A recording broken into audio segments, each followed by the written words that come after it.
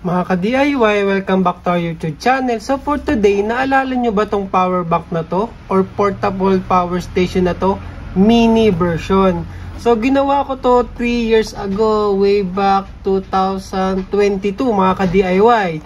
So naghahalongkat kasi ako ng mga gamit at nakita ko siya. At ayun nga, sira na siya. Pero ngayon, buhay na ulit siya mga ka-DIY. Bale, ang naging problema kasi dito ay bumigay na yung battery niya mga ka-DIY. So, pinalitan ko yung battery niya. Ito, 4S1P. So, ang naging problema ay ito. Natambak kasi ito mga ka-DIY. Nalagay siya sa baul. So, matagal ko siyang hindi nagamit. Eh, may hinahanap ako. Nakita ko siya ulit. At chinek ko, sayang. Kasi may kompleto yung mga parts niya mga ka-DIY. Usable siya. Kaso, yun nga, pag-check ko, yung battery yung nasira. Itong tatlo na to, buhay pa. Pero ito, ayan kumatas. Yan yung napapansin kong common problema dito sa 32700 na to mga ka-DIY. Kasi may mga nire-repair din akong power station. Ito rin yung nagiging problema, lalo pag natambak or matagal na hindi nagagamit, kumakatas yung battery. So ayan, pinalitan ko na lang, pero pwede ko pang gamitin tong tatlo, backup na lang. Pinalitan ko siya ngayon, so goods na ulit yung ating battery. So kung gusto nyo palang malaman kung paano gawin tong mini portable power station na to, ilalagay ko yung link ng video paano ko siya ginawaan dito. Click nyo lang yung icon na yan mga ka-DIY.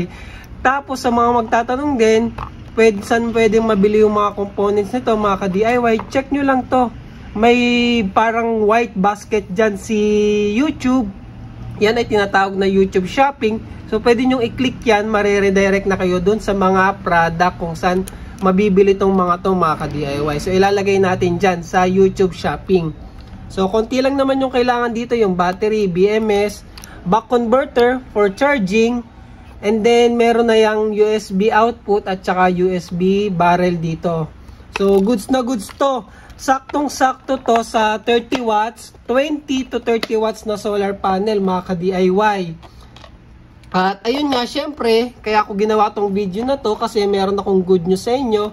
Ipapag-giveaway natin tong portable mini power station na to at saka isang 30 watts na solar panel mga ka-DIY. So, paano? Comment lang kayo syempre sa video na to at malay nyo sa random comment picker, kayo na ang mananalo sa wakas, diba?